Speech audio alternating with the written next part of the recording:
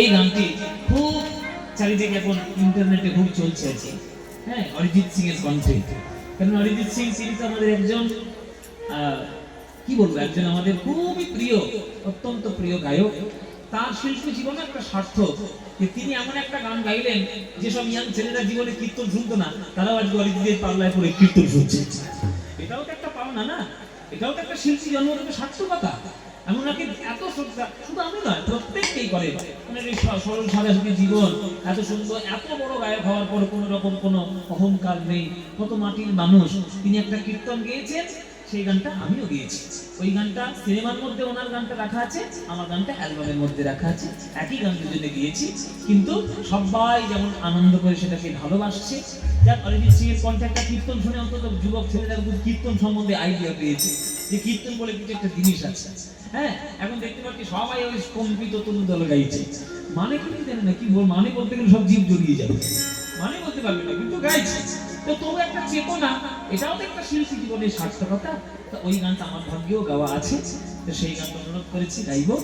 কম্পিত তনুদল কুঞ্জিত বাদল কুঞ্জিত শ্যামল মালা।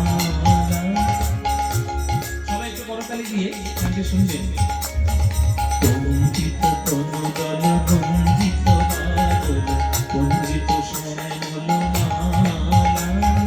নবল কিশোর মম কোমল ননীর সম, নবল কিশোর মম কোমল ননীর সম।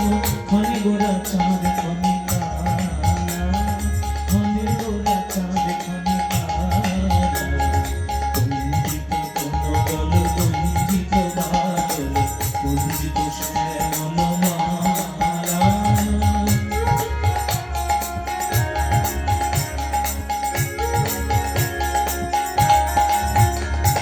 জনমিয়া দেখি নাহি হেন রূপ,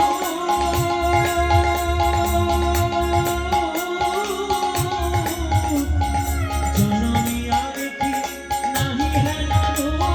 চাঁদের উপর যেন চাঁদের সাধু, পরশির মনোহর চিতজন থাদ থাদ মধুকুপি হইনি গাথায় অবসুমধু।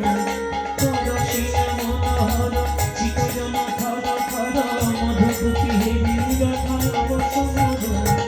চুয়া চন্দন তুলস জবাহর, চুয়া চন্দন তুলস জবাহর, প্রিয়হিনী কণ্ঠ